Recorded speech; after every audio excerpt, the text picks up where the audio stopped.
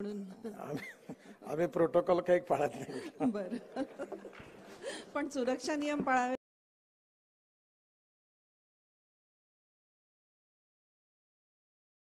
लागतील. हा, ते पाळणार.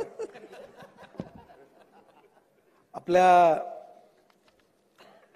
कार्यक्रमाचे अतिथी मराठी चित्रपटसृष्टीतील अतिशय नामवंत अभिनेते आणि अतिशय लोकप्रिय असे कलाकार आदरणीय मकरंद अनासपुरेजी, आपल्या नागपूर नगरीचे महापौर, अतिशय प्रतिभावान वक्तृत्व असलेले आणि विशेषतः या शहराला अपघात मुक्त आणि प्रदूषण मुक्त करणं, या दोन गोष्टी ज्यांच्या नेतृत्वाखाली आपल्या सगळ्यांना करायच्या आहेत, असे आदरणीय दयाशंकर तिवारी,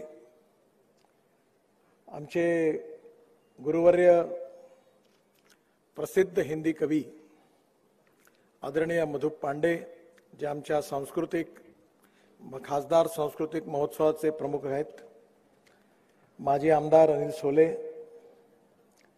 आपल्या नागपूरमध्ये मी नेहमी म्हणत असतो की जगात जे नाही आहे ते नागपुरात झालं पाहिजे, नागपूर जिल्ह्यात झालं पाहिजे. आपल्या इथे ड्रॅगन टेम्पलच्या रूपाने संपूर्ण विदेशातल्या टुरिस्टला देखील नागपूरला यावंसं वाटतं, असं अतिशय भव्य ड्रॅगन टेम्पल निर्माण करणाऱ्या आमच्या भगिनी सुलेखाताई, आपले आमदार टेकचंद सावरकर, आपल्या उपमहापौर मनीषाताई, त्याचप्रमाणे सर्व मंचावर उपस्थित सर्व सन्माननीय अतिथीगण, विशेषतः खासदार सांस्कृतिक महोत्सव समितीचे पदाधिकारीगण, NHIचे पोलीस आणि RTO याचे सगळे सन्माननीय संबंधित अधिकारीगण, अतुल शिरोडकर, त्यांचे मित्र, ज्यांच्यामुळे हा स्क्रीन मिळणार आहे, त्यामुळे मी पुन्हा एकदा या सगळ्यांचे खूप खूप आभार मानतो. आजचा आपला जो कार्यक्रम आहे हा आपला सडक सुरक्षा सप्ताह जो आपण आता महिना आपण जो करतो आहे त्याच्या अंतर्गत हा कार्यक्रम होतो आहे. या कार्यक्रमाचं महत्त्व मी काही सांगण्याची गरज नाही आहे, कारण 2004 साली मी स्वतः महाराष्ट्राच्या विधानमंडळातून विरोधी पक्षनेता असताना माझा फुल सिक्युरिटीमध्ये पोलीसच्या ताफ्यासहित पायलट कार सहित माझा ॲक्सिडेंट झाला. मी, माझी पत्नी, माझी मुलगी, मुलगा, ड्रायव्हर आणि माझा स्वीय सचिव चारू बोकारे, आम्ही सगळेजण त्यातून सुखरूपपणे वाचलो. माझा पाय 4 ठिकाणी त्यावेळी तुटला होता, फ्रॅक्चर झाला होता. त्यामुळे मी याचं दुःख भोगलेलं आहे. आज आपल्याला या देशामध्ये आपण कोरोनामुळे सगळे चिंतित आहोत, पण कोरोनामुळे वर्षभरात मृत्यूची जी संख्या आहे ती 1,40,000 झाली, तर रस्ते अपघातामध्ये मात्र 1.5 लाख आहे. दरवर्षी आपल्या देशात 5 लाख ॲक्सिडेंट होतात, 1.5 लाख लोकांचा मृत्यू होतो आणि 4.5 लाख लोक जे आहेत ते काही त्यातले पुष्कळ दिव्यांग बनतात. कोणाचे हात तुटतात, कोणाचे पाय तुटतात, त्यांचं जीवन बर्बाद होतं. काल मी पुण्यामध्ये होतो आणि काल संध्याकाळी वर्ल्ड बँकेचे अध्यक्ष आणि मी यांच्यामध्ये मोठा कार्यक्रम झाला जागतिक याच्यावरचा. त्यावेळी जगातले लोक होते आणि त्यावेळी आपल्या देशात याच्यामध्ये एक फाउंडेशन आहे, त्यांनी याचं अध्ययन केलं आणि या 4.5 लाख लोकांची दरवर्षी काय स्थिती होते, त्यांची परिस्थिती काय आहे, ते ऐकल्यानंतर माझ्या डोळ्यात देखील पाणी आलं. ज्यांचे हातपाय तुटतात त्यांचे रोजगार जातात, अन्न पाण्याला ते मोताद होतात, घर परिवाराची पालनपोषण करू शकत नाहीत, त्यांना इन्शुरन्स पासूनच्या स्कीममध्ये मदत मिळण्यात किती अडचणी येतात आणि दिव्यांग झाल्यामुळे त्यांचं जीवन कसं उद्ध्वस्त होतं याचा सगळा रिपोर्ट जेव्हा मी ऐकला त्यावेळी मी लगेच कुणाल जोशी म्हणून माझ्याबरोबर काम करतात, हुशार विद्यार्थी आहे, महाराष्ट्र सरकारने शिष्यवृत्ती दिली आणि म्हणून ते लंडन स्कूल ऑफ इकॉनॉमिक्समध्ये शिकायला गेले. आपल्या नागपूरचे 80 लाख रुपये त्यांना महाराष्ट्र सरकारने दिले आणि लंडन स्कूल ऑफ इकॉनॉमिक्समधून ते फर्स्ट मेरिट म्हणून उत्तीर्ण झाले. तर त्यांना मी हे काम दिलं, माझ्याबरोबर आहे. मी फक्त एवढंच म्हटलं नाही की मला मंत्री म्हणून, मी एवढंच म्हटलं की it's a I opener for me. आणि मला ते ऐकताना ते पाहताना मलाही एवढं वाईट वाटलं की त्याचे सगळे रिपोर्ट्स आणि प्रत्यक्ष तथ्य बघितल्यानंतर दरवर्षी 5 लाख लोक, 1.5 लाख लोक मृत्युमुखी पडतात, 4.5 लाख लोकांचे हातपाय तुटतात, दिव्यांग होतात आणि पुढले 25, 30, 40 वर्ष त्यांचं जीवन उद्ध्वस्त होतं. ते 2 वेळची रोजीरोटी त्यांना मिळत नाही, त्यांचा कामधंदा चालला जातो आणि ते कसे बर्बाद होतात. ही मालिका आपल्याकडे देशात सुरू आहे. जगात सगळ्यात जास्त ऍक्सिडेंट आपल्या देशात होतात आणि यातलं सगळ्यात दुर्भाग्यपूर्ण काही असेल तर 18 ते 45 वयोगटातली 70% मुलं यात मृत्युमुखी पडतात. तुम्ही कल्पना करा की तुमच्या घरातला तुमचा तरुण मुलगा आणि मुलगी कोणीतरी 12वीत शिकतो आहे किंवा प्रथम वर्षात शिकतो आहे आणि आपल्यावर जर ही वेळ आली तर आपली काय स्थिती होईल. खरं म्हणजे कोणावर ही वेळ येऊ नये आणि ही वेळ आपल्यावर येऊ नये याकरता आपण जगात नंबर 1 वर आहोत, मेरिटवर आहोत. याकरता आपल्यापैकी प्रत्येकाने ही वेळ येऊ नये आपल्यावर, समाजावर, आपल्या कोणा बांधवांवर, म्हणून प्रत्यक्ष रूपात प्रयत्न करण्याची आवश्यकता आहे. काल मकरंदजी रात्री मी पुण्यामध्ये होतो तर नाना पाटेकर मला भेटायला रात्री आले होते. आम्ही 3-1 तास रात्री 1 वाजेपर्यंत दोघं गप्पा मारत होतो. मी त्यांना सांगितलं की मकरंद अनासपुरे येणार आहे, त्या कार्यक्रमाला आज मी चाललो आहे. तर नानांनी मला सांगितलं की मी स्वतः गाडी चालवतो, त्यांच्यावर तो मुलगाही होता, त्यांच्यावर असतो तो, आणि म्हणजे नितीन एक जण असा मोबाईलमध्ये त्याने मला ऍक्शन करून असं बोलत होता म्हणे. शेवटी मी गाडी आडवी घातली आणि त्याची गाडी थांबवली आणि गाडीतून उतरून त्याला म्हटलं म्हणे की तुला मरायचं आहे का, असं का करतो तू, गाडी चालवताना मोबाईलवर का बोलतो. आणि म्हणून त्याने मला ओळखलं, म्हणे तो माझं चुकलं, मी पुन्हा करणार नाही असं. आणि म्हणून आज आपल्या इथे प्रत्येक जण, नगरसेवक, सामाजिक कार्यकर्ता, विद्यार्थी, कवी, लेखक, पत्रकार, डॉक्टर, वकील, फिल्म अभिनेता, सामाजिक कार्यकर्ता, आमदार, खासदार, अधिकारी, या प्रत्येकाला माझं नम्रतापूर्वक आव्हान आहे की आपण यामध्ये प्रत्येक जण काही ना काही करू शकतो. मधुप जी, आपसे मैं अनुरोध करूंगा, आपने इतनी सुंदर कविताएं की है. एक ये लोगों को, ये जो एक्सीडेंट्स में लोग जाते हैं इसकी जान बचाने के लिए और एक्सीडेंट ही ना हो इसके लिए जो रोड के रूल्स ऑफ द रोड बनाए गए हैं उसके बारे में आप कोई अच्छी कविता कर सकते हैं ताकि लोगों को उस भावनात्मक कविता से ये प्रेरणा मिलेगी कि ये नहीं करना चाहिए. इन्होंने मां करके कविता लिखी है. ये वैसे हास्य व्यंग्य के कवि है, पर मां करके कविता अगर आप जब सुनेंगे, कोई भी सुनेगा, गरीब हो, धनवान हो, छोटा हो, बड़ा हो, किसी भी जात पंथ धर्म भाषा वाला हो, कलाकार हो, वकील हो, डॉक्टर हो, प्रोफेसर हो, कोई भी व्यक्ति हो, और उसके जीवन में मां का स्थान साधारण होता है, असाधारण होता है. और जब वो कविता सुनते हैं तो सबके आंखों में अपनी मां को याद आते हुए आंसू आते हैं. अपने अनिल सोले जी ने उनकी इस कविताओं के संग्रह का, उसका शायद मराठी में किया है और वो भी बहुत सुंदर है.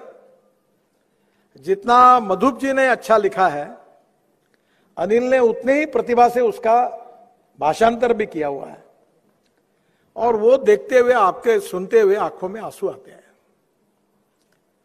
मैं आपसे अनुरोध करूंगा कि ये जो चीज है इसको सीरियसली लो और सीरियसली ये आसमानी संकट और नहीं है, ये हमारे कारण संकट है। ये बेवड़ा छाप लोग पीकर जब गाड़ियां चलाते हैं, एक्सीडेंट करते हैं, खुद भी मरते हैं और दूसरे को मारते हैं।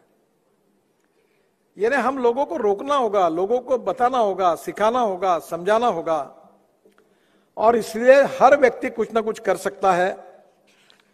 इस बार का कार्यक्रम जब हुआ विज्ञान भवन में, तो मैंने कहा कि मैं समाधानी नहीं हूं, और मैं अभी हमारी एक रोड सेफ्टी काउंसिल बनी है, और अभी उसके ऊपर अध्यक्ष करके हमने एक बहुत अच्छे अधिकारी, रिटायर्ड चीफ सेक्रेटरी है, उनकी हम नियुक्ति करने जा रहे हैं। और मैंने कहा सरकारी अधिकारियों को, ये तुम कार्यक्रम मत करो।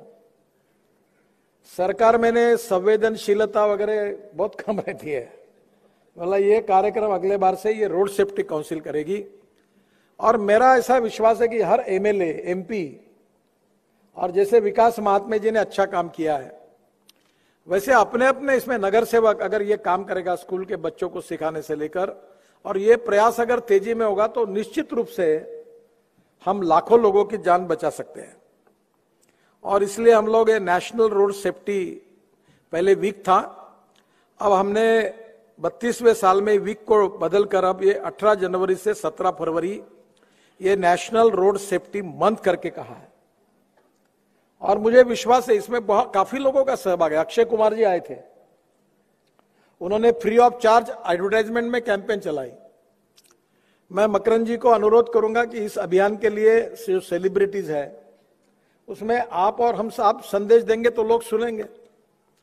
तो आप भी हमें इसमें मदद करिए कि लोगों ने किस प्रकार से हेलमेट पहनना चाहिए, रूल्स ऑफ द रोड का पालन करना चाहिए, रेड सिग्नल होगा तो रुकना चाहिए, ड्राइविंग लाइसेंस विदाउट लाइसेंस नहीं जाना चाहिए। इतना देश में है, हमारे देश में, वर्ल्ड में ऐसा देश है कि सबसे आसानी से ड्राइविंग लाइसेंस मिलता था, और एक आदमी 4-4 लाइसेंस लेते थे। हमारे आरटीओ के अधिकारियों की क्षमा मांगकर बताऊंगा कि देवेंद्र फडणवीस ने नागपुर आरटीओ से मुख्यमंत्री के नाम से ड्राइविंग लाइसेंस लाकर दे दिया था। हाँ, विलासराव देशमुख के नाम से लाइसेंस लाया उसने। यानी वहां गांधीवादी थे सब, दिशा पैसे मिळाले का मार ठप्पा। किसका क्या नहीं, कोई गांधी जी का फोटो दिखा के मारो ठप्पा। तो मुझे ऐसा गांधीवादी थे, मजाक में कह रहा हूं। तो अब मैंने उसको नियम बनाया, अभी ड्राइविंग लाइसेंस ऐसा नहीं हो सकता। अब तो आप इंटरनेट पर भी अप्लाई कर सकते हैं, और अभी मोबाइल पे आपके कागज हो सकते हैं। अभी आपने रोका किसी ने, तो मोबाइल पर हमने एक सेफ डिपॉजिट वॉल्ट खोला हुआ है, उस पर जाइए, आपके कागजात दिखा दीजिए। और अब ड्राइविंग लाइसेंस को मैंने कहा ऐसा नहीं होगा, वर्ल्ड में कई भी देश में जाओ। मेरी लड़की अमेरिका में थी, तो वो किताब पढ़ रही थी और अध्ययन कर रही थी, तो मैंने उसको कहा कि तुम ये क्या कर रही हो? बोले मेरी परीक्षा है। बोले क्या परीक्षा है? बोले मेरी ड्राइविंग लाइसेंस की परीक्षा है। और अमेरिका में वो बहुत स्ट्रिक्ट है, और यहां तो बहुत आसानी से ड्राइविंग लाइसेंस मिलता। कुछ तो भाग्यवान ऐसे है कि बिना ऑफिस में जाके भी लाइसेंस मिल जाता है। और ये बिल्कुल एक प्रथा जो है, इसमें हमको गंभीरता से लेनी चाहिए। मैं किसी के ऊपर टीका टिप्पणी करने के लिए नहीं कह रहा हूं। और अब मैंने तय किया कि एक आदमी के चलो आधार के साथ जोड़ दिया। अब कोई ड्राइविंग लाइसेंस 4 आए ध्यान में, मुझे कहते हुए भी शर्म आती है, देश में 30% लाइसेंस बोगस निकले, और मैंने सबका लाइसेंस अब कैंसिल करने के लिए बोले, क्योंकि लोग सीरियस नहीं है। तो मैंने कभी कुछ लोगों का कि जब तक तुम्हारे बेटी बेटा जब एक्सीडेंट में नहीं जाएगा तब तक आप सीरियसली नहीं होगे क्या? यानी मेरा पैर टूट गया, अब मैं बहुत सीरियस हूं, अभी मैं सरकारी गाड़ी में नहीं बैठता, क्योंकि मैं जब से वो एम्बेसडर ने मुझे चपकाया सरकार के, कोई कहीं भी किसी भी पद पे जाऊंगा मैं सरकारी गाड़ी इस्तेमाल नहीं करता और बैठता नहीं उसमें, प्राइवेट गाड़ी में। और वो गाड़ी में कितनी एयर बैग्स है, वो सिक्योरिटी के रहकर ही मैं बैठता। मैं मंत्री बना, मैंने नियम बदल दिए। इकोनॉमिक मॉडल में एयर बैग नहीं थी, तो मैंने हमारे सेक्रेटरी अधिकारी, मुझे क्या गरीब आदमी की जान नहीं है? यानी बड़े गाड़ी बनाएंगे तो उसमें तुम एयर बैग डालोगे, और गरीब आदमी होगा तो उसको एयर बैग नहीं, नथिंग डूइंग। इकोनॉमिक मॉडल में एयर बैग मैंडेटरी कर दी। अब सब छोटे गाड़ियों में एयर बैग आ रही। हमारे ट्रक वाले थे, मैंने कहा एयर कंडीशन बनाओ केबिन, अब मुझे बोला, बहुत सब आए बड़े लोग और मुझे कह रहे कि हम लोग एयर कूल करेंगे, पंखा लगाएंगे। अब मैंने फिर थोड़ा उनको मोहलत दी है, पर क्या 16-16 साल 17 घंटे चलाने वाला ड्राइवर और 47 और 48 डिग्री पे चलता है, बेचारा कैसे काम करता है, इसकी चिंता कोई नहीं करेगा। मैंने कहा मैंडेटरी एयर कंडीशन केबिन लगाओ, नहीं तो नहीं। अब धीरे धीरे हमने सब ऑटोमोबाइल में, इसमें 3 बातें इंपॉर्टेंट है कि पहला इंपॉर्टेंट जो है ये रोड इंजीनियरिंग। ये आधे लोग मर रहे हैं, इसका कारण तो ये हमारे इंजीनियर्स है।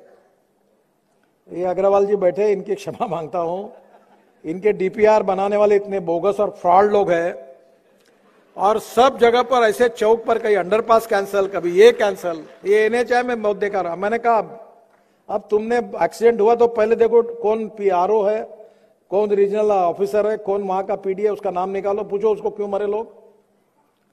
और मैंने अभी करीब 12,000 करोड़ खर्चा करके ब्लैक स्पॉट्स इंप्रूव किए, सब का इंप्रूव किए। कहां, एक तो मुझे दुर्भाग्य लगता है कि कैसे देश चल रहा है कि पुणे से कोल्हापुर रोड पर एक जयसिंहपुर बाईपास था। मैं महाराष्ट्र में मंत्री था, ये बाबा डवरे अपने नागपुर के वो उस कमेटी में सदस्य थे, और तांबे साहब हमारे डिपार्टमेंट के सेक्रेटरी उसके अध्यक्ष थे, पुलिस ऑफिसर थे, डीजी से लेकर आरटीओ के, कलेक्टर।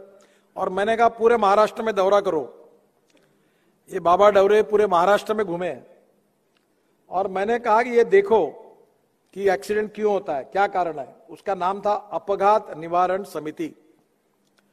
तब एक जयसिंहपुर रोड, पुणे कोल्हापुर पर जयसिंहपुर गांव है, वहां जयसिंहपुर बाईपास टेढ़ा था।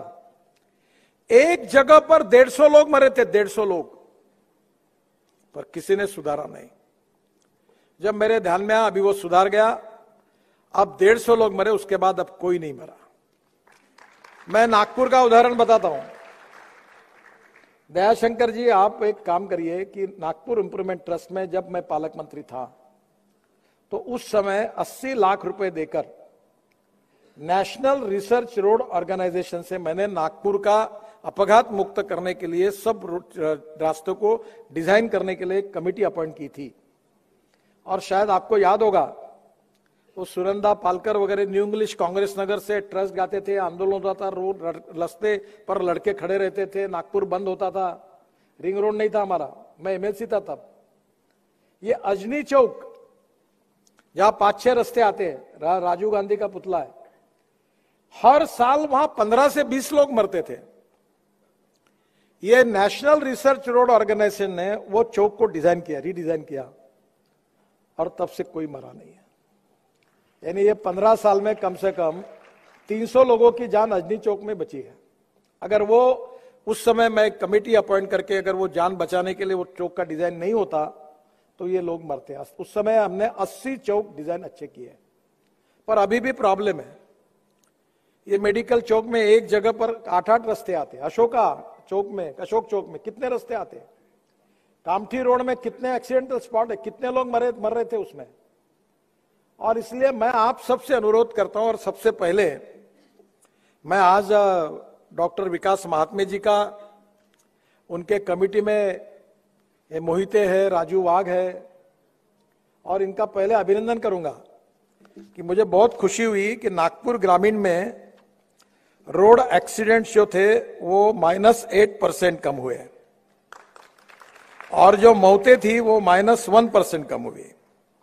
और नागपुर शहर के एक्सीडेंट डॉक्टर महात्मे जी के नेतृत्व में इन लोगों ने इतना अच्छा काम किया कि -23% रोड एक्सीडेंट कम हुए और -16% डेथ कम हुई। उन्होंने, हमारे पुलिस डिपार्टमेंट के अधिकारी, आरटीओ के अधिकारियों को मैं धन्यवाद दूंगा कि उन्होंने 52 में से 20 ब्लैक स्पॉट पर जो एक्सीडेंट होने उनको काम पूरा किया है। यह नागपुर में। हमारे तमिलनाडु की सरकार ने आज वर्ल्ड बैंक के सहयोग से पूरे तमिलनाडु में 52% एक्सीडेंट कम किए हैं और करीब 54% लोगों की जान बचाई है। देखिए आप कितना बड़ा काम आपने किया। और इसलिए ये जो कमेटी थी, इन्होंने जाकर ब्लैक स्पॉट्स कौन से निकाले, कहां का एक्सीडेंट होते, ये नगर सेवक का काम है ये एमएलए का काम है, ये सामाजिक संगठनों का काम है कि हमारे यहां कहां एक्सीडेंट हो रहे हैं। ये कितना, ये राजू वाघ और ये मोहित है, वो खड़ा रह दो, ये दोनों इतना अच्छा काम कर रहे हैं। अब राजू वाघ ने, वो जो हमारे मोहन जावड़ेकर थे जिनका डेथ हो गया, तो उसने रास्ते अपघातों में आपत्ति व्यवस्थापन केंद्र खोला, अपघातग्रस्त के जान बचाने का काम करता है, सामने आ। और इन्होंने अभी मोहन जावड़ेकर स्मृति पुरस्कार भी उनको मिला है, और अभी 8,000 जख्मी लोगों को इसने मदद की है, 8,000, और 500 लोगों के प्राण इसने बचाए। एक राजू वाघ अगर 500 लोगों के प्राण बचा सकता है, तो नागपुर में आप इतने लोग बैठे हुए अगर इसके जैसा तय करेंगे तो नागपुर में एक भी आदमी नहीं मरेगा।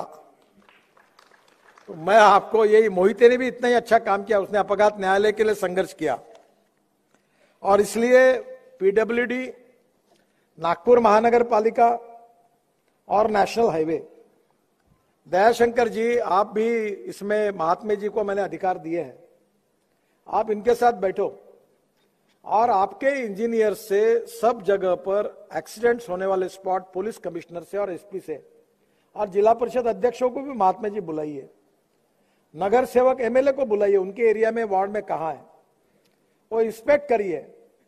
और महानगर पालिका होगी, एनआईटी होगी, स्टेट पीडब्ल्यूडी होगी, जिला परिषद होगी, स्टेट पीडब्ल्यूडी के बाद नेशनल हाईवे होगी, इनको सबको नोटिस दीजिए और सुधारने के लिए बोलिए।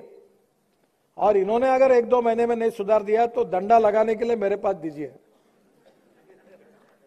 मैं अच्छा उपयोग करूंगा डंडे का ताकि मैं आपसे यह आह्वान करूंगा कि आपने अच्छा काम किया, पर क्या आपके साथ जो कमेटी बनी हुई है, हम सब लोग मिलकर क्या नागपुर को अपघात मुक्त कर सकते हैं? क्या नागपुर में रोड में एक भी आदमी नहीं मरेगा, ऐसा 1 साल का रिकॉर्ड तैयार कर सकते हैं? हो सकता है। मैं अनेक देशों में, स्वीडन में गया था, स्वीडन ने यह कम करते करते 0 पे लाया है। मैं जब विदेशों में जाता हूं तो लोग मुझे, जैसे वो अंबाझरी में प्राणी रखे हुए ऐसा मेरे तरफ देखते हैं कि ये कौन से देश का आया है कि जहां लोग ऐसे मर रहे और इसको कुछ नहीं लग रहा है। वर्ल्ड में सबसे 11% केवल वर्ल्ड की पॉपुलेशन 12% हिंदुस्तान में होते हैं, 1.5 लाख लोग मरते हैं। तो इसके पहले रोड इंजीनियरिंग में सुधार करना होगा। इसके लिए आप जिले में और शहर में बिल्कुल काम करिए। दूसरी बात, रोड इंजीनियरिंग के साथ ऑटोमोबाइल इंजीनियरिंग है, वो मेरे पास दीजिए, मैं भिड़ा हूं उसके ऊपर। मैंने सब ये टाटा, अशोक लेलैंड, महिंद्रा जितने हैं, इनके सबके एमडी को बुलाकर पूरा बताया, मैं सुनता ही नहीं किसी की, और सबको डरे हुए रहते। मैंने बोला आज क्या बोल रहे साहब, और ये करना पड़ता आपको। तो मैंने रोड इंजीनियरिंग में, मेट्रो में इतना सुधार कर दिया है कि अब उसमें दिक्कत नहीं आएगी। दूसरी इंपॉर्टेंट काम, जैसे हमारे जन आक्रोश ने काम किया कि उन्होंने बच्चों को, 2 अधिकारी है क्या वो मुझे मालूम नहीं, दोनों है यहाँ, एक इंडियन ऑयल के थे और हमारे डॉक्टर करंदीकर के पिताजी थे, आए क्या कार्यक्रम में? हाँ, ये खड़े रहे, ये डॉक्टर करंदीकर जी है और दूसरे एक इनके जन आक्रोश के साथ इंडियन ऑयल के अधिकारी है। ये 2 बड़े बड़े अधिकारी है। ये निशुल्क, ये दोनों, आपला नाव काय साहेब, आपण ऑइल, इंडियन ऑयल मध्ये होते ना, रमेश सहारे, भारत पेट्रोलियम के क्लास 1 बड़े ऑफिसर थे। ये अब बच्चों के स्कूल में जाकर उनको पढ़ाने का काम करते हैं, रोड सेफ्टी।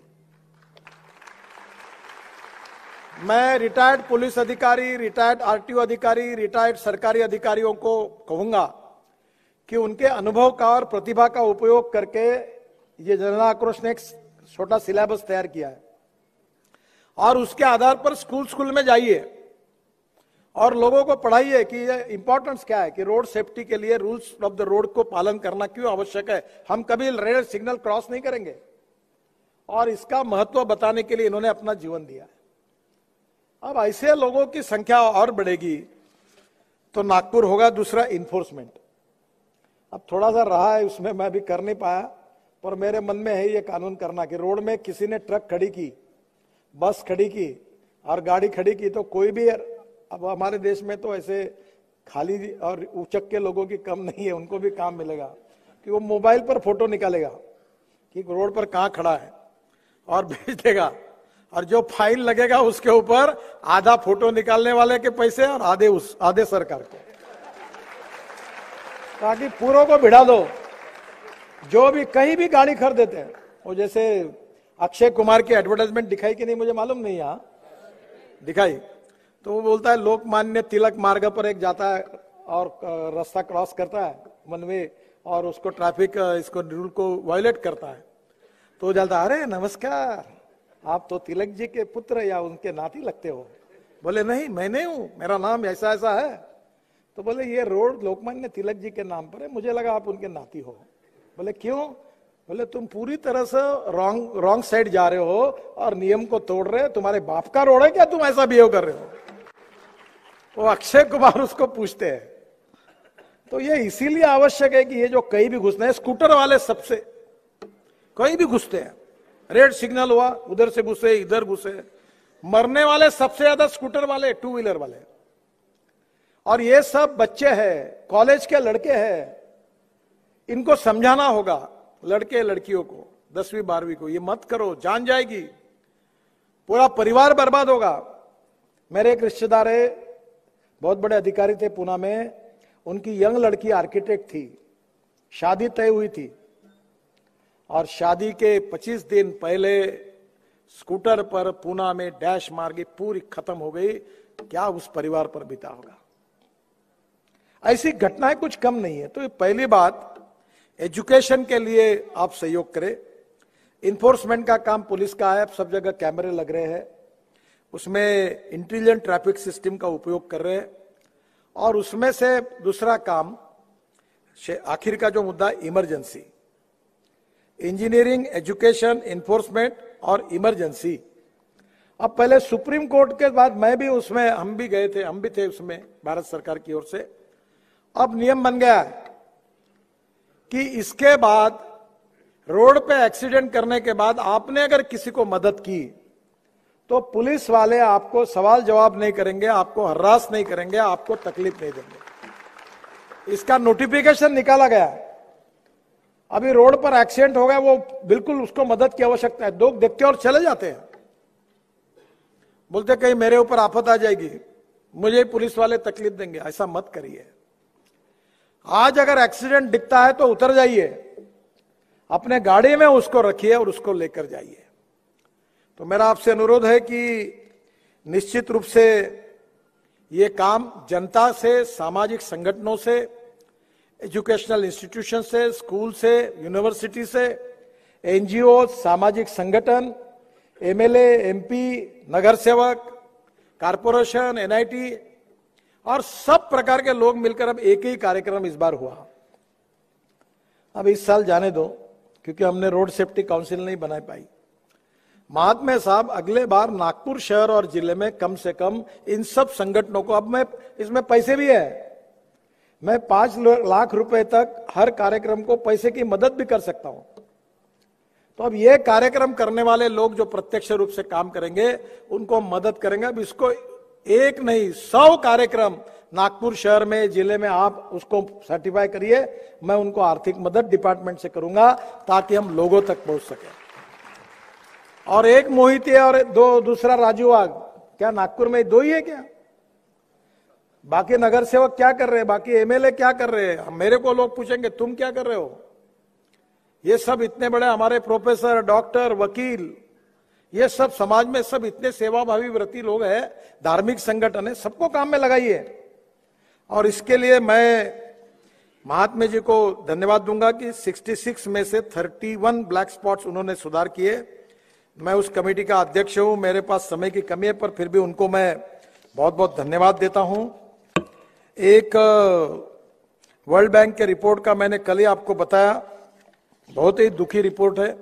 मैं जाकर अभी तुरंत दिल्ली में सेक्रेटरी के साथ, हमारे अधिकारियों के साथ, वर्ल्ड बैंक के लोगों के साथ और जो एनजीओ है उनका रिपोर्ट वालों के साथ मीटिंग करूंगा। ये फिटनेस का स्क्रैपिंग पॉलिसी कोई आपको नुकसानदायी नहीं है। यानी आपकी गाड़ी अगर फिटनेस नहीं होगी तो आपके जान की रक्षा करने के लिए आप नहीं तो पहले मुझे याद है क्योंकि मैं इसमें गया हूं। हाँ, मैं स्टूडेंट लीडर था यूनिवर्सिटी का और किसी के पास स्कूटर नहीं रहती थी। शायद दयाशंकर जी को याद है कि नहीं मालूम नहीं मुझे। एक हरी रेड्डी करके हमारे यहाँ एग्रीकल्चर कॉलेज में था, उसने पहली बार एक विजय सुपर स्कूटर ली थी। वो ए गांधी के पास उसकी एजेंसी थी और धनतोली में हमारा कार्यालय था। तो अनिल सोले को याद होगा। तो मैं उस समय स्टूडेंट यूनिवर्सिटी का चुनाव लड़ रहा था। अब पैसे नहीं, ना गाड़ी हायर करने के लिए पैसे, ना डीजल डालने के लिए पैसे। चिवड़ा खाते थे, आलू बोंडा खाते थे और घूमते थे, क्योंकि कोई हमारी हालत, आज तो सैल्यूट मारते पुलिस वाले, तब हमको कैसे डालते थे क्योंकि हम आंदोलन करते थे। तो मुझे याद है कि वो स्कूटर पर मैं सामने बैठता था और 3 लोग पीछे बैठते थे और जो चौथा स्टेपनी पे बैठता था उसको साले वो नंबर प्लेट पे हाथ रख तू बराबर। और सर को पता होगा, वैरायटी चौक से गाड़ी झूं करके पुलिस वाला शिट्टी मारता था, पर उसका पीछे में हाथ रखता था तो गाड़ी चली, तो उसको नंबर नोटिंग नहीं होता। तो ये मैंने अनुभव किया था। मेरी उम्र उस समय 22-23 साल की होगी। अब हमको पता ही नहीं था, धुंध थे। तो एक दिन ए गांधी ने, हमारी गाड़ी बंद पड़ी थी तो दूर से देखा और मुझे बुलाया कि मेरे ये दुकान में, शोरूम में एक चाय पीने के लिए आओ। तो हमको लगा कि साला ये स्कूटर भी है, इसकी एजेंसी है, शायद सुधारने के लिए काम में आएगा, फुकट में कुछ मदद करेगा। हम गए तो बोला, हाथ जोड़कर मुझे कहा कि देखो, नाम वगैरह मालूम, बोला मैं आपको एक रिक्वेस्ट करता हूँ, तुम्हारी स्कूटर लेकर तुम मेरे शोरूम के सामने एक पीछे धक्का मारता है और वो दौड़ते हुए तुम आगे बैठते हो और ये तो मेरा ब्रांड की बदनामी क्यों कर रहे हो? मैं तुम्हारी स्कूटर को फ्री ऑफ चार्ज सुधार दूंगा, स्पेयर पार्ट भी लगा दूंगा, पर इसके ब्रांड को आप बदनाम मत करिए, धक्के मत मारिए बोले। अब वो नौबत थी उस समय और हमारी भी उस समय कॉलेज के दिन थे। खैर वो दिन जो कुछ हुआ हमें भी ध्यान में नहीं आया, पर हमारे ध्यान में किसी ने लाके नहीं दिया हमारी जान कितनी इंपॉर्टेंट है। तो आइंदा आपके द्वारा ये आप जरूर करिए, यही मैं कहूंगा। अगले बार इस सब काम के लिए जो अलग लोग नागपुर में आप सब लोग काम कर रहे हैं, उनके सबको मैं इनके काम में सहयोग के लिए उनका अभिनंदन करूंगा। NHI, PWD, RTO, police department, जन आक्रोश, चंद्रशेखर मोहिते, राजू वाघ, ऐश्वर्य बहुउद्देशीय संस्था, MST ड्राइविंग स्कूल, वाहन विक्रेता, PUC centre, JCI Nagpur, medico, lawyers club, Bhajpa वैद्य आघाड़ी और जितने नाम कुछ मेरे पास सब नहीं है। पर महात्मा जी एक करिए कि सब काम करने वाले लोगों की एक लिस्ट मुझे दीजिए और उनको सबको मैं अपने पत्र से अभिनंदन और धन्यवाद उनके पास भेजूंगा। मैं आप सब लोगों को बहुत बहुत अभिनंदन करता हूं और इस काम के लिए आप और एक्टिवली रहिए। 1-2 मिनट केवल आज एक अच्छी बात हो रही उसके बारे में भी बोलूंगा और वो हमारे रोड सेफ्टी के लिए उपयोग में होगा। मेरी एक कल्पना थी जब ये सभागृह बना, इसकी मालक नागपुर महानगर पालिका नहीं है, ना इसका अधिकार दयाशंकर जी को है ना मुझे है। इस सभागृह के मालिक कोई है तो मेरे सामने बैठी हुई नागपुर की जनता है और मेरी इच्छा है कि यह सभागृह का उपयोग आप सबको होना चाहिए। तो आज एक बहुत अच्छा मेरे मन में था, उस सपना पूरा हुआ है। जो खासदार सांस्कृतिक महोत्सव की हमारी समिति है, यहां हमने कार्यक्रम किए, बाद में वहां बाहर हुए, हजारों लाखों लोग आए, हेमा मालिनी से लेकर अपने अनेक कलाकार आए, बड़े बड़े लोग आए, श्री रविशंकर जी आए और आपने उसका आनंद लिया। पर अब यहां आज एक स्क्रीन लग रहा है बड़ा, उधर प्रोजेक्टर लगा हुआ है और ये स्क्रीन का उपयोग ऐसा होगा कि मैंने 2 फिल्में अभी तैयार करने के लिए बोली है। पहली फिल्म है 1 एकड़ में 100 टन से ऊपर गन्ना कैसे मिलाना, तो किसान को 1.5 लाख रुपए एकड़ फायदा होगा। तो वो फिल्म तैयार हुई है। यहां इसे 2200 चेयर है, 2200 किसान डायरी और पेन लेके बैठेंगे। ये स्क्रीन नीचे आएगा और गन्ना लगाने से देखल जैसे तुम खेत में हो, कहां खाद डाला, कैसे पानी छोड़ा, क्या करना, ऐसा पूरा 1 घंटा उनको पढ़ाया जाएगा। बाद में किसान घर में जाएंगे और उसका काम करेंगे और अपने एकड़ में 100 टन से ज्यादा गन्ना निकाल पाएंगे। फिर दूसरी मैंने फिल्म तैयार करने के लिए वेटरनरी यूनिवर्सिटी के वाइस चांसलर को कहा। वो ये कहा कि हमारे गाय 2 लीटर दूध देती है, तो 2 लीटर दूध देने में अभी वर्ल्ड में रिवॉल्यूशन हुआ। तो वो रिवॉल्यूशन ये हुआ कि हमारे यहाँ गिर गाय की जो गाय थी वो ब्राजील गई और वो 62 लीटर दूध देती है। तो उस गाय का वीर्य सीमेंस हमने इंडिया में लाया और उसे टेस्ट ट्यूब बेबी होती है ना, तो उसका सीमेंस यहां इंजेक्ट करके गोरी बनी। और आज हमने ऐसी टेक्नोलॉजी लाई है, बीच में मैंने लेबोरेटरी का उद्घाटन किया वेटरनरी यूनिवर्सिटी में, सुनील केदार और मैं दोनों थे। वो लेबोरेटरी यहां तैयार हुई है। अब इसके बाद बेटी बचाओ अभियान जैसा हमारा अभियान है। अब भैंस को रेड़ा नहीं होगा, भैंस को भैंसी होगी और गाय को गोरी होगी। तो 100% यही वो टेक्नोलॉजी लाई है। और यहां पर रुके नहीं है, अब हमने दिवे साहब के यहां, अरवी के पास उनका गांव है, उनके पास 5 गोरी और 5 गोरे तैयार किए और वो 2 लीटर की गाय थी, उसका गर्भ बदल दिया, ट्रांसप्लांट किया और अब वो उसके बाद 2 लीटर के बजाय आने वाली गोरी होगी 20 लीटर 25 लीटर की। जब 25 लीटर दूध मिलेगा तो काय के लिए कोई गाय बेचेगा? पूरे गांव समृद्ध संपन्न होंगे। ये भी किसानों में काम कर रहे हैं, कल मैंने नाना को ये बात बताई। तो अब ये इसका पूरा वेटरनरी यूनिवर्सिटी के वाइस चांसलर को फिल्म बनाओ और ये पूरे किसान ऐसे 2200 बैठेंगे और हर किसान को समझाया जाएगा कि तुम्हारी जो 2 लीटर वाली गाय है वो तुम 25 लीटर वाली करने के लिए ये करो। और इसका अभियान शुरू होगा। अब गिरिराज जो मंत्री है अपने दुग्ध विकास के भारत सरकार के, मैंने उनको कहा 10,000 वेटरनरी क्लिनिक खोलना है और हर गांव में, जैसे हार्ट का ऑपरेशन होता है वैसे हर गांव में ये गाय का ऑपरेशन होगा। और हर में जो जर्सी गाय है वो भी 3 इसमें देशी बन जाएगी।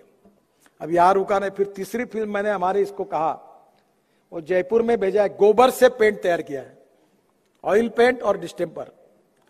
ये कोई आपको उपकार नहीं चाहिए, ये मार्केट में जितने नेरोलैक, एशियन पेंट और जो कुछ है इनसे अच्छा है। मैंने अपने रूम में लगाया है। मैं आप सबको कहता हूं ये पेंट यूज करो, अभी तो वेटिंग लिस्ट है उसकी। और 550 रुपए लीटर का पेंट 250 रुपए लीटर है। और मेरा सपना है कि हर गांव में एक पेंट की फैक्ट्री लगे 15 लाख रुपए की। अब वो जो गोबर है उसको 5 रुपए किलो भाव मिलेगा। अब जैसे मेरे घर पर 25 जानवर है, गाय है, बैल है, भैंस है, तो मैं समझ लो कि मेरे घर में कम से कम इससे 300 किलो अगर गोबर रोज मिलेगा तो मुझे 1500 रुपए रोज गोबर से मिलेगा। 1500 रुपए रोज अगर गोबर का मिलेगा तो 30 दिन में कितने हो गए? 45,000 रुपए। जिसके पास 2-3 गाय, वो भी 8-10 हजार रुपए गोबर और गोमूत्र से बनेगा, तो कौन गरीब रहेगा? सबको रोजी रोटी मिल जाएगी। तो 5 रुपए किलो गोबर लेने का एक नया मामला है। तो वो जो फिल्म है, मैं हमारे वो यहाँ के कौस्तुभ ने सबको जयपुर भेजा, वहां ट्रेनिंग सेंटर चल रहा है और जून तक बुकिंग हो गया है। अब मैं ये कार्यक्रम कर रहा हूं खादी ग्रामोद्योग से कि यहाँ 2200 लोग किसान, गांव के सरपंच बैठेंगे और फिर वो गोबर से पेंट तैयार करने वाली पूरी इंडस्ट्री यहाँ खड़ी होगी, वो स्क्रीन पर दिखेगी और बाद में सब लोग अपने गांव में उसका उद्योग शुरू करेंगे। अब हमने यहाँ तय किया है मकरन जी की, जैसे हमारे यहाँ, मैंने आमिर खान जी को कहा था, उनका नहीं जमा आज, तारे जमीन पर एक पिक्चर था, आपने देखा होगा आमिर खान जी का, तो वो टीचर्स के लिए बहुत अच्छा है। तो इसका शो, इसके बाद खासदार सांस्कृतिक महोत्सव को मैंने जिम्मेदारी दी है कि यहां दिन भर शो चलेंगे, 3-4 शो दिन भर में, और उसमें कभी विद्यार्थियों के लिए, कभी किसानों के लिए। विद्यार्थियों के लिए छत्रपति शिवाजी महाराज होगा, तानाजी होगा, बाबा साहेब अंबेडकर, भगवान गौतम बुद्ध, कभी रामायण की सीरियल दिखेगी, कभी चाणक्य की सीरियल देखेंगे। तो हमारे बच्चों को free of charge air condition में बैठकर ये सब देखने की सुविधा इतने बड़े स्क्रीन पर। अब जब आज आप देखोगे कि वो स्क्रीन पर देखने का आनंद क्या है, और ये फुकट में नहीं देंगे, पर क्योंकि फुकट में दे सकते हैं पर फुकट में देने के बाद लोगों का उसका महत्व नहीं होता। तो मैं कहा 1 रुपए तो भी लो लोगों से, कुछ ना कुछ लेंगे, 1 रुपए लेंगे, लगे तो उसके बाद उसको 1 रुपए में चाय भी देंगे ऊपर में, पर फुकट में नहीं। फुकट में देने से लोगों को लगता है कि गडकरी के पास बहुत हराम का माल है इसलिए लुटा रहा है, सारे अपन भी ले लो।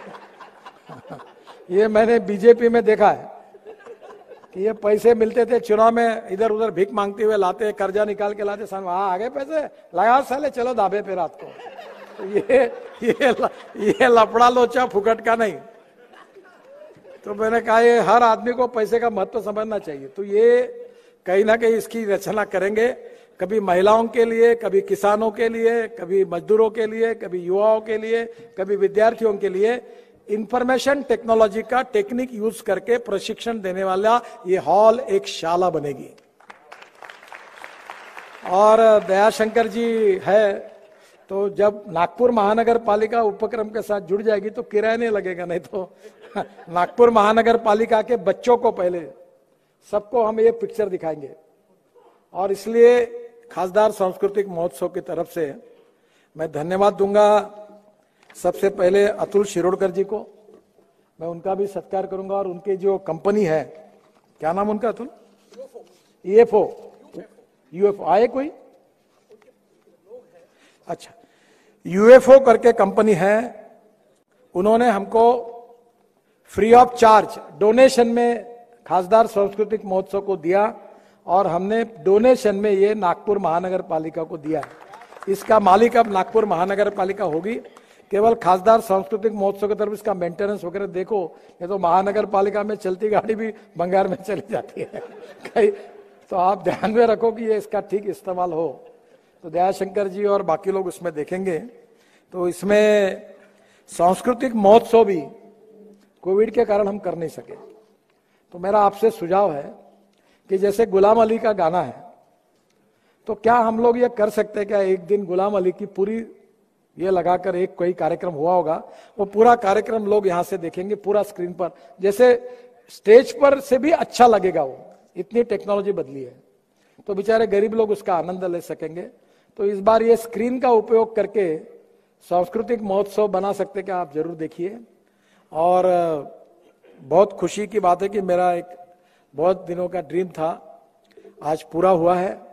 और मकरंद अनासपुरी जी इसके लिए आए हैं, और एक कलाकार के हाथ से खासदार सांस्कृतिक महोत्सव की समिति के लोग भी है, जयप्रकाश जी है, राजेश बागड़ी है, अनिल सोले है, सुलेखा ताई है, हमारे मधु पांडे जी है, सभी आए।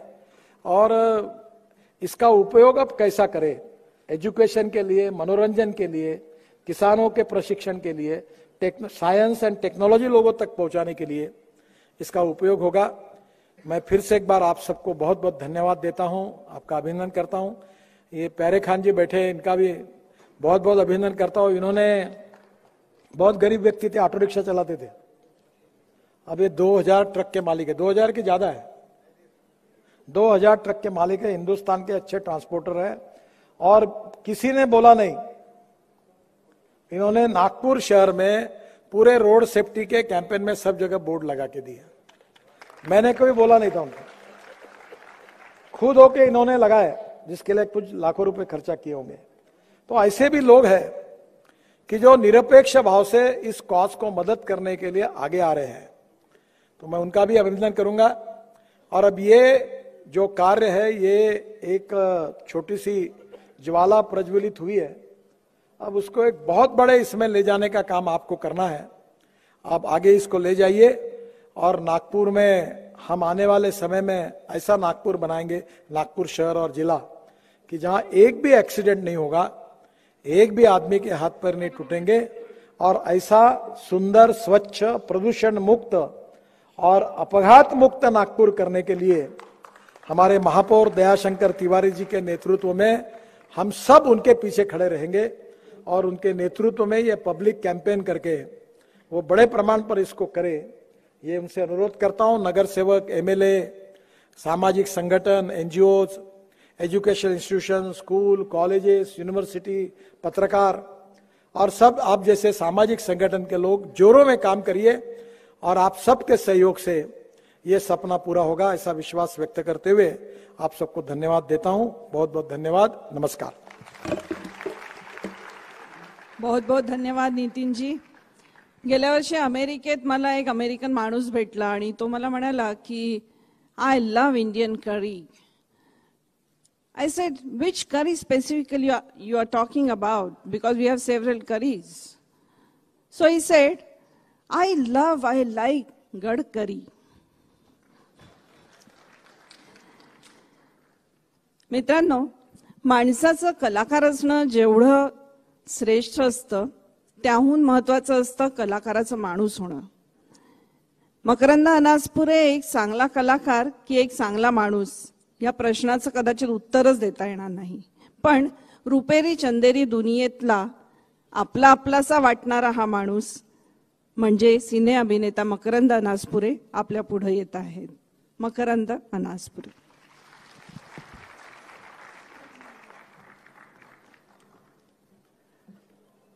राम राम. मंचावर उपस्थित आदरणीय नितीनजी गडकरी साहेब,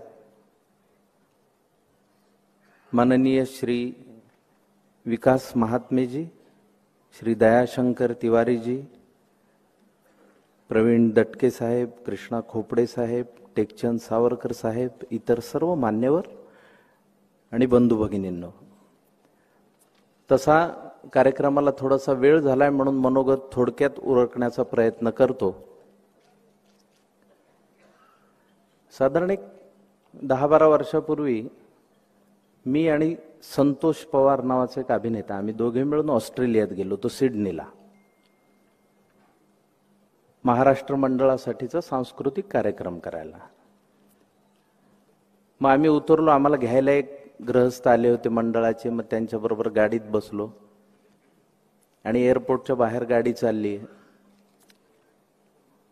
जरा वेळाने मी संतोषला म्हणलं, यार मला फार अनइझी व्हायला लागले रे संत्या, एकही खड्डा नाही लागला म्हणलं, अजून सरळ गाडी चालली, मला भीती, असं मळमळ व्हायला लागली मला.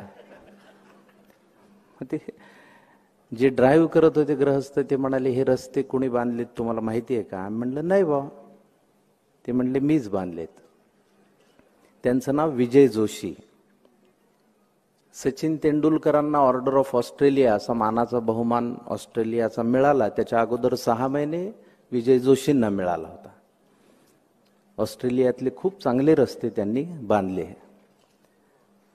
तर आता कलावंत म्हणल्यावर एक अंगभूत आगाऊपणा असतोच अंगात. तर मी म्हणलं, मग आपल्या भारतात का नाहीत बांधत तुम्ही भारतीय असून?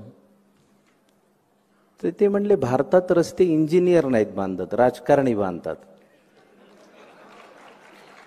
मग त्यांनी एक प्रसंग सांगितला, तो इथे सांगण्यासारखा नाही, समजून घ्या. आता गडकरी साहेब असते तर मोकळेपणाने सांगूनही टाकला असतं त्यांनी. तर मला फार गंमत वाटली. म्हणलं, परदेशात जाऊन ह्यांना इतके चांगले रस्ते. बरं, आम्ही टोल क्रॉस केला तर तिथे माणसं नाहीत आपल्यासारखे, हात बाहेर काढा, ते द्या, मग ते पावती घ्या, असली काही भानगड नाही. सरळ गेलो आम्ही आणि म्हणलं, ते टोल भरला? हो आपण भरला. तर गाडी ते कार्ड होतं त्याच्यावरची लाईट ग्रीन झाली. ते म्हणले भरला. मग ते कार्ड पुण्याच्या इन्फोसिसमध्ये बनतं हे त्यांनी सांगितलं. ते मशीन जे आहे टोलचं ते बेंगलोरमध्ये बनतं हेही सांगितलं. म्हटलं, आयला काय भानगड आहे बाबा, देशाबाहेरच सगळी प्रगती, आपल्याकडं का नाही? असा प्रश्न स्वाभाविकपणे पडला. पण गेल्या 10 वर्षामध्ये भारतातल्या रस्त्यांची परिस्थिती पाहिली की खूप आनंद होतोय. कारण मी आता बऱ्याच ठिकाणी हिंडलो, अगदी केदारनाथ बद्रीनाथापासून नैनितालपर्यंत सगळीकडे रस्त्यांची मोठी मोठी कामं चालू आहेत. आणि म्हणून गडकरी साहेबांबद्दलचा जो आदर आहे तो आणखी दुणावला. आणि मी म्हणलं की अशी व्हिजनरी राजकीय नेते ह्या देशाला मिळणं ही या देशाची महत्वाची गरज आहे. आता हे अभियान रस्ता सुरक्षेचं आपण महिनाभर चालवतोय, तर मला असं वाटतं की हे समाजाची 2 बाजू असतात. म्हणजे जसं नाण्याला 2 बाजू असतात तसंच आहे. एक समंजस बाजू असते आणि एक असमंजस असते. तर समंजस बाजूसाठी महिनाभर हे असं सुरक्षा अभियान चालवावं आणि उरलेले 11 महिने असमंजसांसाठी कठोर कायदे चालवावेत असं मला फार मनापासून वाटतं. कायद्याचं बोला नावाच्या एका सिनेमात माझं एक महत्वाचं वाक्य होतं शिकलेल्यांना सुशिक्षित करण्याची गरज असणं ही या देशाची खरी समस्या आहे. म्हणजे जी माणसं नीटनेटकेपणाने वागतात ती असतातच, पण एक दुसरा वर्ग असतो ज्यांना नीटनेटकं वागायचंच नाहीये, काही तुम्ही सांगा. म्हणजे पॅन्डेमिक मध्ये, लॉकडाऊन मध्ये बाहेर पडायचं नाही हा नियम असूनही उगाच काय चाललंय हे बघायला बरेच जण बाईक घेऊन बाहेर जायचे. पोलिसांचा मारही खाल्ला त्यांनी, पण त्यांना फक्त बघायचं होतं. आणि असा एक वर्ग या रहदारीमध्ये सातत्याने आढळतो. म्हणजे फुटाळ्याच्या कवायती रस्त्यात कशाला करायला पाहिजेत, पण एक वर्ग करतो. आणि त्या वर्गांना कठोर कायदे करणं ही महत्वाची गोष्ट आहे, आणि त्या कायद्याची अंमलबजावणी होणं ही त्याहून महत्वाची गोष्ट आहे. मला असं वाटतं की फाईन जास्तीत जास्त वाढवले पाहिजेत. म्हणजे जिथे 1000 फाईन आहे तिथे 10,000 करा, म्हणजे मग जरब बसेल. कारण 10,000 एकदा गेले की माणूस विचार करू लागतो. जसं आपण म्हणलं फुकटात काही देणं उपयोगाचं नाहीये, तसं हे फाईन जर वाढवले तर मला वाटतं बऱ्यापैकी त्याच्यावर आळा बसेल. बरं, ज्यांना समजावता येत नाही अशी माणसं असतातच.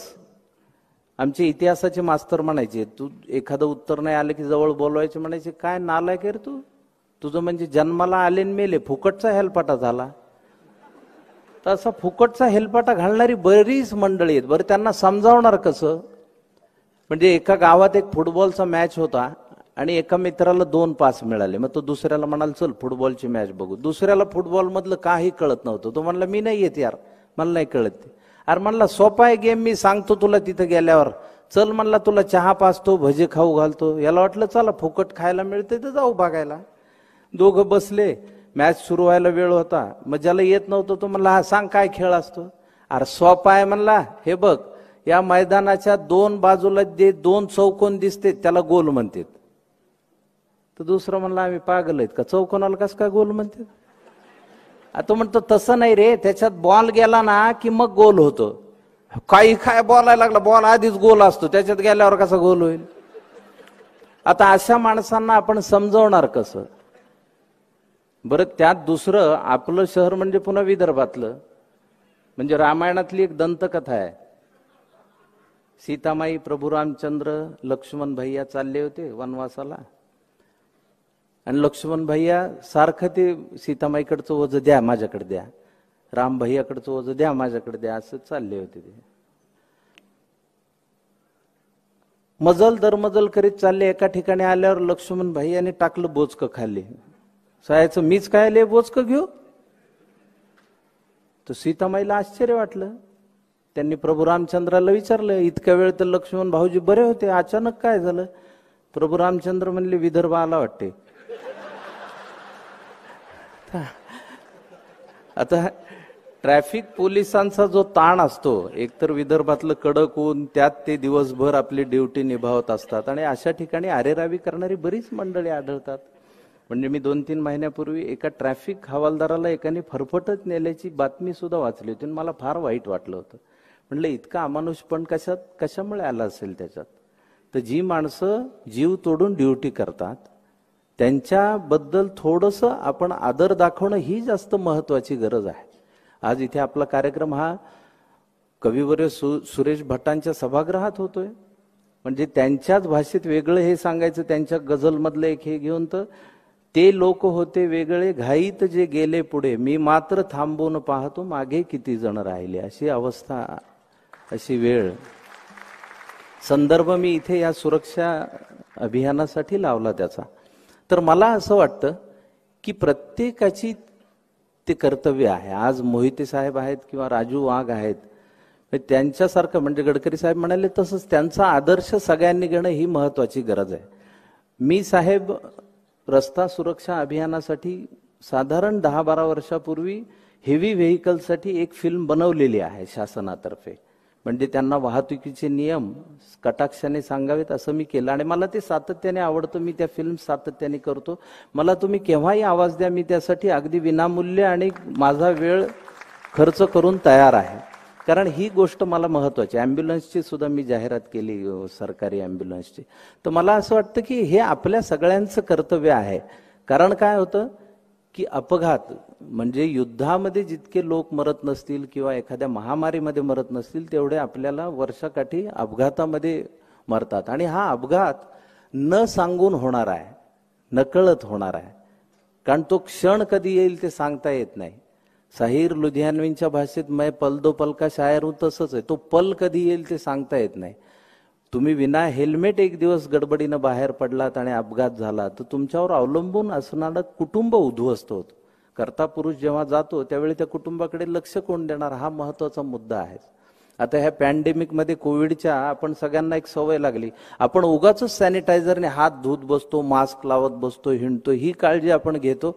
मग आपण दररोज बाहेर पडताना हेल्मेट घेऊन का बाहेर पडत नाही?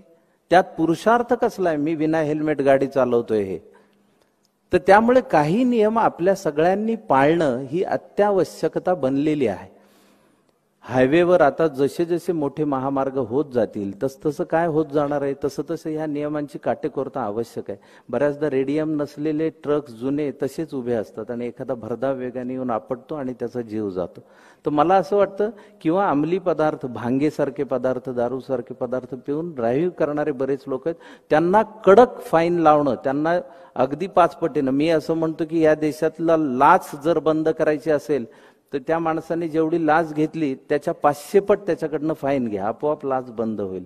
तसा हा फाईन जर 500 पट वाढवला तर मला वाटतं लोक अत्यंत सावधगिरीने वागू लागतील. परदेशामध्ये हेवी व्हेकल्सच्या मागे लिहिलेलं असतं, हा ड्रायव्हर जर वाईट चालवत असेल तर कृपया या नंबरवर संपर्क साधा.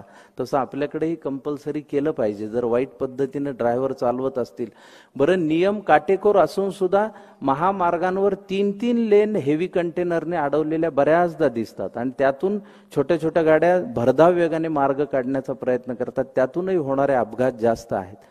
आणि मगाशी गडकरी साहेबांनी सांगितलं ते महत्वाचं आहे की रस्त्यावरच्या खड्ड्यांना जबाबदार कोण, याचं कुणीही ह्याची जबाबदारी स्वीकारणार नाही याची मला खात्री आहे. तर मला असं वाटतं कधीतरी देव बोलला तर त्यालाच एकदा विचारून घ्या तुम्हीच ही जबाबदारी खड्ड्याची, असं म्हणायची वेळ आपल्यावर येईल की काय असं वाटू लागलं. कारण रस्त्यावर मोठे मोठे जेव्हा खड्डे पडतात त्यावेळी ते वाचवण्याच्या नादात बाईक स्वारांचे बरेच अपघात होऊन बरेच बाईक स्वार जाताना आपण पाहत. तर मला असं वाटतं की आपण सगळ्यांनी समंजसपणे, जन आक्रोशचं मनापासून अभिनंदन, कारण आम्हीही गेली 5-5.5 वर्ष ह्या सामाजिक चळवळीत आहोत, तर त्यामुळे आम्हाला तुमचं कष्टाचं हे कळतं आहे की किती आपल्याला जास्त कष्ट पडतात आणि किती मनापासून हे कार्य करावं लागतं याची जाणीव मला आहे. तुमचं अभिनंदन केवळ एवढ्यासाठी की गेली 10 वर्षापेक्षा जास्त काळ तुम्ही सातत्याने ही गोष्ट करता आहात आणि असे दीपस्तंभ समाजात उभं असणं ही फार महत्वाची गरज मला तरी वाटते. कारण ह्यातूनच नवीन तरुणांना इन्स्पिरेशन मिळेल. आणि हे आपण बॅटन स्पर्धेसारखं, म्हणजे नाना पाटेकर म्हणतात तसं हे बॅटन रिले स्पर्धेसारखं आपण करायचं असतं. बॅटन घेऊन आपल्याला जमेल तेवढं आपण धावायचं आणि आपल्या पुढच्या गाड्याच्या हातात बॅटन देऊन मग आपण निवृत्त व्हायचं. तर ही अखंड प्रक्रिया चालू राहावी असं फार मनापासून वाटतं. चांगुलपणाची गोष्ट साधी अशी की एकदा एकनाथ महाराजांकडे एक माणूस गेला आणि तो म्हणाला, महाराज मला 2च प्रश्नांची उत्तरं द्या म्हणला. एक म्हणजे तुम्ही एवढे मोठे महाराज आहेत तर मला सांगा माझ्या आयुष्यात पुढं काय, माझं भविष्य काय. आणि दुसरा प्रश्न, लोकांनी तुमच्यावर टीका केली, तुम्हाला शिव्या घातल्या तरी तुम्ही हसतमुख कसं राहता, त्यांना कसं काही बोलत नाही. तर एकनाथ महाराज म्हणले, तुझ्या पहिल्या प्रश्नाचं उत्तर असं आहे की तुझं आयुष्य ह्याच्यानंतर 8च दिवस राहिले. त्यांनी पटकन नमस्कार केला, निघूनच गेला. तो पुढच्या प्रश्नाचं उत्तरच ऐकलं नाही. 8 दिवस झाले आणि 9व्या दिवशी त्याला जाग आली आणि त्याला लक्षात आलं आपण जिवंत आहे. म्हणला ही महाराजाचीच कृपा आहे, त्यांच्याच आशीर्वादामुळे जगलो. सकाळीच त्यांनी पेढे हारतुरे घेतले, महाराजाकडे घेतला, पायावर डोकं ठेवलं, म्हणला महाराज तुमच्यामुळे वाचलो, अशीच कृपादृष्टी आयुष्यभर ठेवा. महाराज म्हणले काय केलं 8 दिवस तू? काही नाही म्हणला, सगळ्यांशी चांगलं वागलो, बायकोला मारलं नाही म्हणला 8 दिवसात. काय नाही, पोरं कोणत्या वर्गात जाते ते माहीत झालं म्हणला, भावाबरोबर जमिनीच्या तुकड्याचं भांडण होतं त्याला देऊन टाकला तुकडा, घे म्हणलं आयला, मरायचंच आहे आपल्याला, काय करायचं. महाराज म्हणले कसं वाटलं? फार चांगलं वाटलं महाराज. तर महाराज म्हणले असंच आहे, मी दररोज सकाळी उठलो की आपलं आयुष्य 8च दिवस आहे असं समजून जगतो, म्हणजे इतरांशी चांगलं वागायची प्रेरणा आपल्याला मिळते. तर आपलं जाणं हे आपल्या हातात नाही, आपलं येणं हे सुद्धा आपल्या हातात नाही. ही गोष्ट एकदा माणूस म्हणून आपल्याला रुजली की आपण माणूस म्हणून जास्त संवेदनशीलतेने वागू लागू याची मला खात्री वाटते. या सुरक्षा अभियानाचं ही औपचारिकता आहे, पण उरलेले 11 महिने त्याची काळजी घेणं हे आपल्या सगळ्या नागरिकांचं कर्तव्य आहे. मी 93 साली वसंतराव देशपांडे सभागृहात राष्ट्रीय युवक महोत्सवाचं सुवर्ण पदक मिळवलं होतं. तेव्हापासून नागपूरला नेहमी येतो. तर मला दरवेळेस कुणीतरी एक जण भेटतो नागपूरचा आणि म्हणतो, काय नागपूरला पहिल्यांदाच का? पण अलीकडच्या काळात मी दरवेळी रस्त्यांची प्रगती बघतोय तेव्हा खरोखरीच मी नव्याने नागपूरमध्ये आल्यासारखं वाटतं आणि त्याचं श्रेय गडकरी साहेबांना आहे. आणि एवढा व्हिजनरी राजकीय नेता या गावाला, या शहराला मिळाला आणि या राज्याला मिळाला, या देशालाही मिळाला, हे या देशाचंही भाग्य आहे असं फार मनापासून मला म्हणावं असं वाटतं.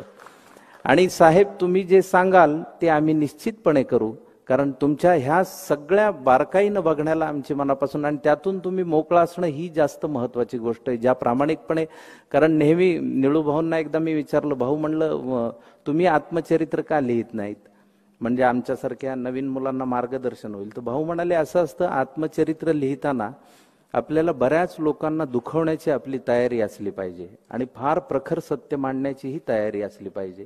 या दोन्ही असल्याशिवाय आत्मचरित्र मांडू नये. तर गडकरी साहेबांचं मी बोलणं ऐकतो त्यावेळी ते इतके बिनधास्तपणे बोलतात.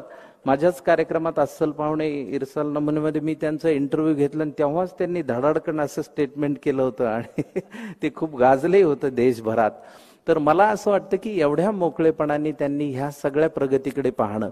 आणि दुसरा हा जो कार्यक्रम आहे तो मला इतका आवडला, पडद्याचा आणि इथे उपलब्ध होण्याचा. मी गेली 10 वर्ष मी असं म्हणतोय की मराठी चित्रसृष्टीलाही याची गरज आहे, कारण पुणे, मुंबई, नवी मुंबई, ठाणे, नागपूर वगळता दिवसा नाटकाची परंपरा नाही आणि सगळीकडे हजार कॅपॅसिटीचे नाट्यगृह आहेत आणि तिथे काही दररोज नाटक होत नाही. तर तिथे अशा प्रकारचे पडदे लावून जर मराठी सिनेमा दाखवला गेला तर प्रेक्षक संख्येत वाढ होईल आणि त्याचं तिकीट दर 40, 30, 20 असा जरी ठेवला आणि 10 रुपये जरी निर्मात्याला मिळाले तर आमचेही दिवस बरे होतील अशी खात्री वाटते.